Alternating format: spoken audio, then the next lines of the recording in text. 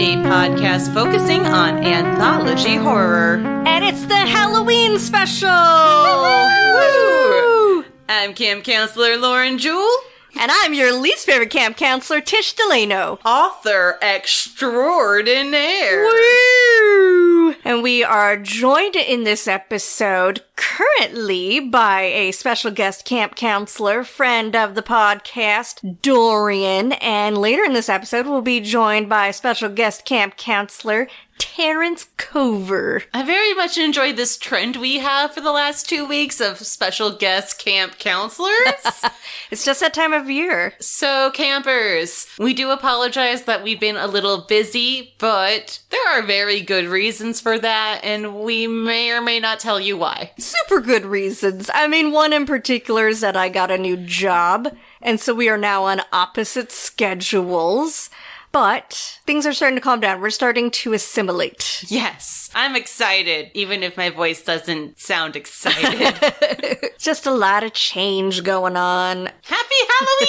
Woo, spooky! All right, so to touch on what we are going to be covering in this episode, we are going to be starting our, I guess, kind of own horror anthology. We hope to have some mini-sodes that will feature short horror stories so that we can kind of create our own horror anthology. Super excited. This is our first time doing it. We have a couple of special guest camp counselors, like we said earlier, and it's gonna be spooktacular. Yes, so we are starting with Slumber Party Horror. This is a short story that I wrote at the ripe old age of 11.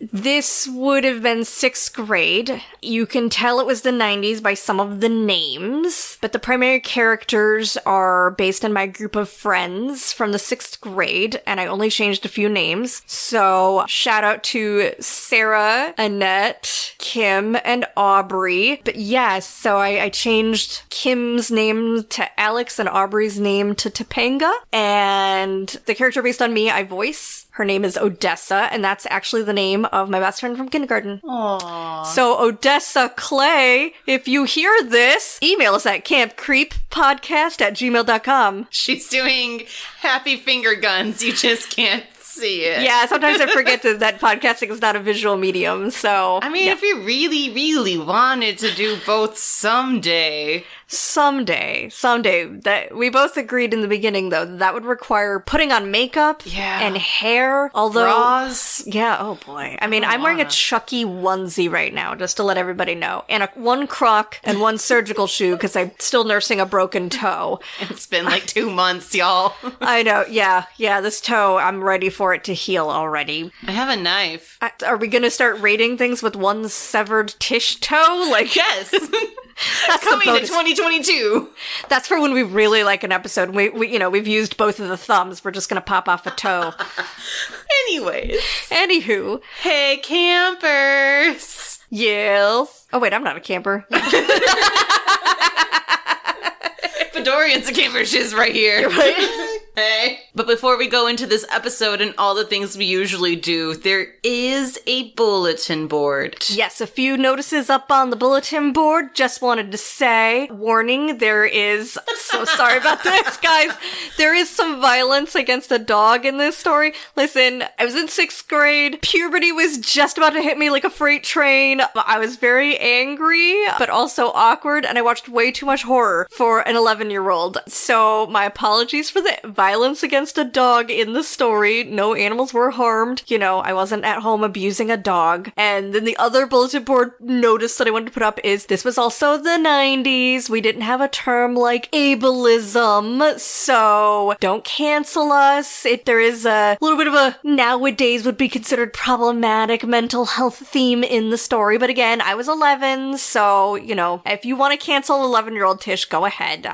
She'll accept it. She barely had any friends anyways. So it's ironic because I had no friends, and then I met this group of girls and got a group of friends, and then I wrote a story where really terrible things happened to them. What can I say? Murder is my love language. So we're gonna take a stab at bringing her story to life. Yeah, with the help of special guest camp counselors Terence, Cover, and Dorian. Woo-woo! Woo-woo! And campers, I did not anticipate having to write a synopsis for this. This is all on the fly because Dorian and Tish kinda demanded one. Yeah, no, yep. So I'm gonna need a second, and thanks to the fact that I'm the fucking editor, you're not gonna hear any of this part where I'm fumbling through my words. It's an improvised synopsis. Once upon a time, Odessa and her friends watched a movie. Odessa had some very strange dreams, and then shenanigans ensued, and everybody got what they deserved.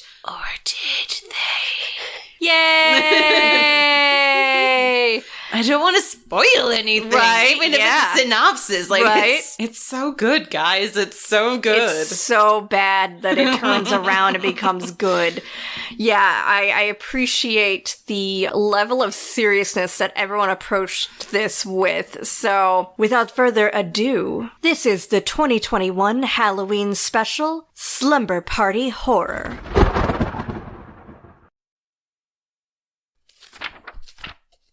Slumber Party Horror, written by Tish DeLano, age 11.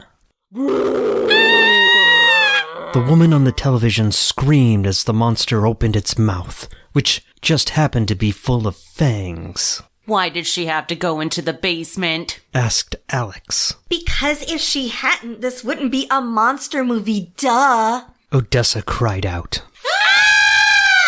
That time it was them because the monster just tore the woman apart and ate her. Them includes Alexandra, Alex, Topanga, Odessa, Sarah, and Annette. I think I'm gonna be sick, said Sarah as she rushed to the bathroom. Topanga followed her. Annette, you had to pick the flesh eater, didn't you? Said Odessa, clutching her stomach. Yeah, sure. Whatever. Said Annette, looking a little sick herself. Alex was in the kitchen getting sick. As soon as Sarah and Topanga came back from the bathroom, Annette and Odessa ran towards the bathroom, unable to hold it in any longer. It was very hard for Odessa to get to sleep that night because of the stench of vomit in the air. But when she finally did fall asleep, she had the weirdest dream. Little did she know that it would be very important. Where am I? Asked Odessa as she stood in the darkness. No, stop! Cried a voice. It sounded familiar to her, but she couldn't figure out whose it was. Please, Odessa, help me! Don't let them hurt me! Cried the voice. Who are you? How can I help you? Yelled Odessa, but the voice was gone. Then she heard another voice. Odessa, wake up! You're drooling all over your pillow. It was Sarah's voice that she just heard. Wait a minute. Odessa thought. Was it Sarah's voice that I heard in the beginning of my dream? Nah. All right, I'm up. Odessa said as she woke up. She soon forgot her dream. Big mistake. Mom, I'm home, said Sarah as she came through the front door. All she heard in response was her echo. Thought Sarah. Mom and Dad must be out and left the door unlocked. As she walked into the kitchen, she read the note that had been taped to the telephone. The note read, Sarah, we know you forgot your house key, so we left the front door unlocked and had the neighbors watch the house. Love you, Mom and Dad. Oh, how sweet, Sarah said sarcastically. Then she heard a noise coming from the basement. It sounded like Chance, her dog, was whining. Chance! Called out Sarah. Chance! He must be in the basement. She opened the door and went down the steps. Then she let out a horrified scream. Oh my God, Chance! Chance! How did this happen? Chance was a pitiful sight. His tail, what was left of it, was tucked in between his bloody, hairless legs. It looked as if the hair had been ripped off. Who could have done this? Sarah thought. What could have done this? She was about to find out.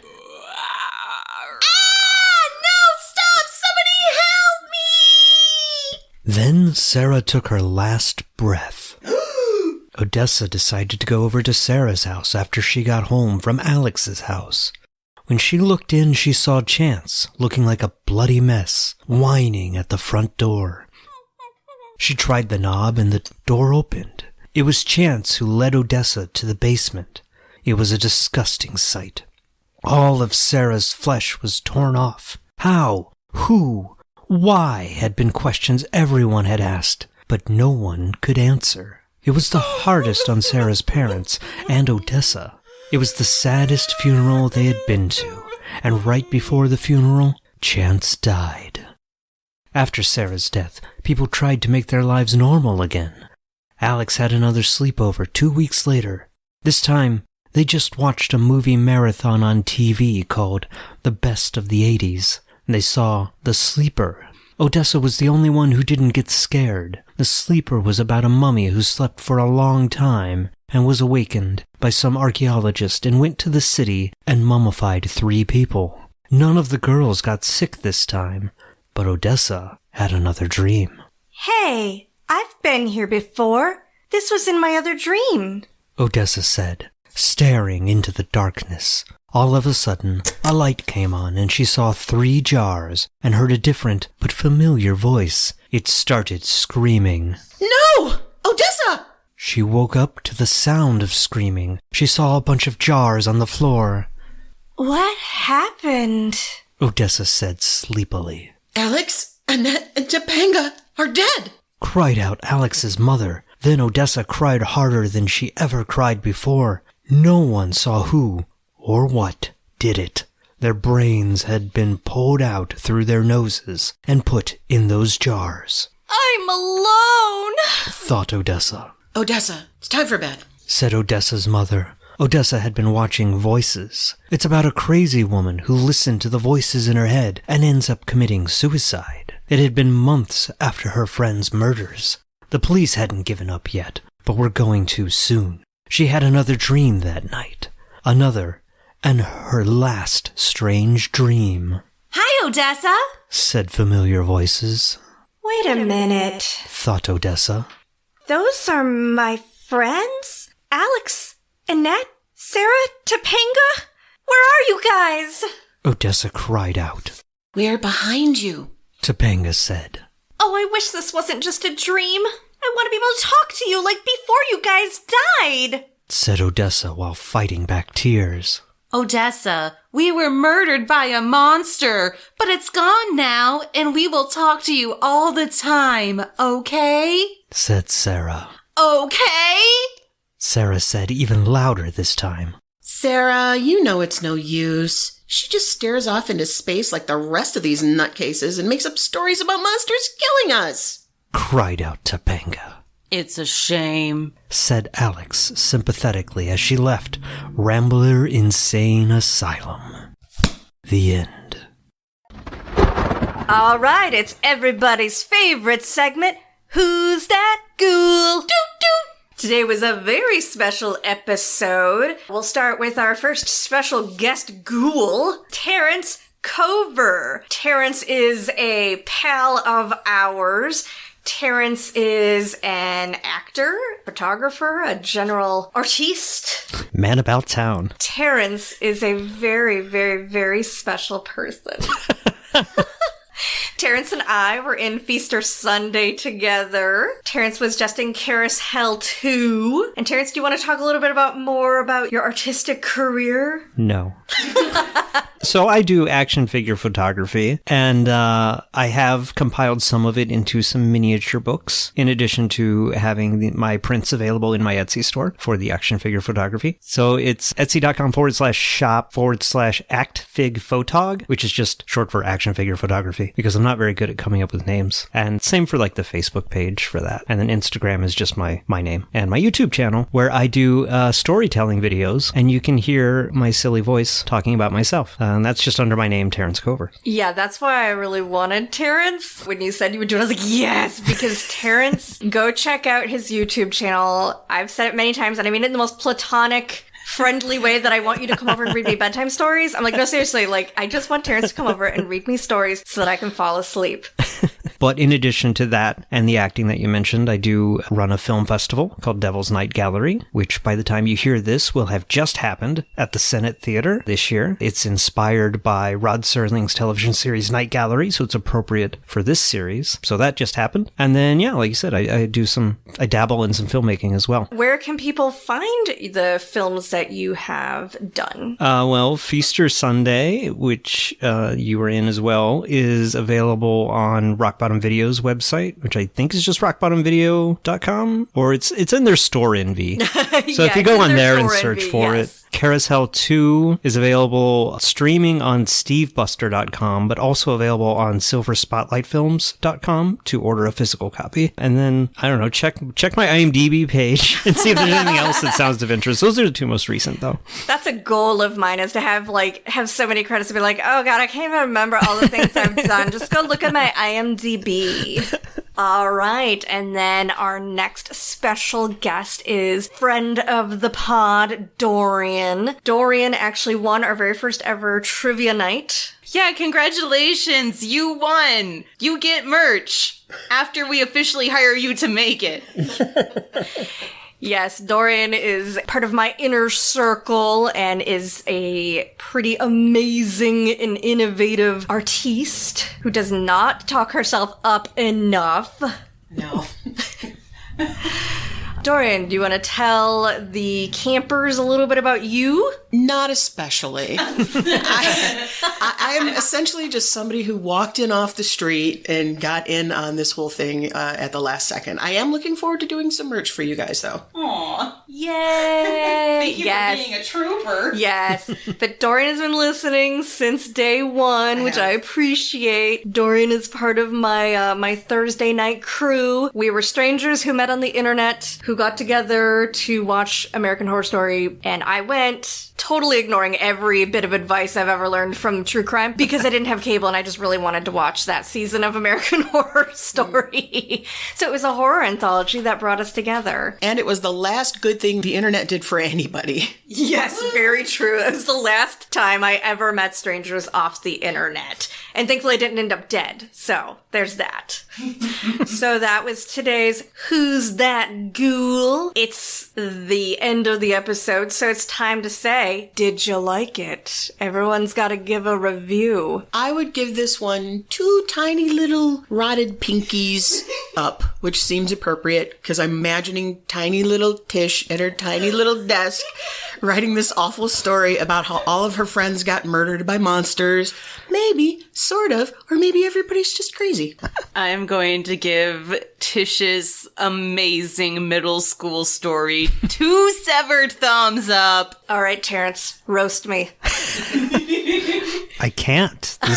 This is the one I'm on. This is my favorite episode. I go all knuckles deep on this one. Oh! So whatever that means in a positive way is what I give it. I will give myself, I'll say, yeah, a 11-year-old Tish size one severed thumb up, because, I did get creative with my kills until you can distinctly hear the point where the undiagnosed ADHD kicked in. I forgot that I had this story due, and then the night before went, oh, I gotta finish this. Oops, and then slapped an ending on. Yeah, that was 100% what happened. Alrighty, campers, and that was a very special Halloween 2021 edition of Camp Creep Podcast. If you liked what you heard, please remember to like us wherever you listen to podcasts, subscribe, rate and review us on Apple Podcasts. That would help. And on that note, campers, our fellow guest camp counselors and I would all like to say,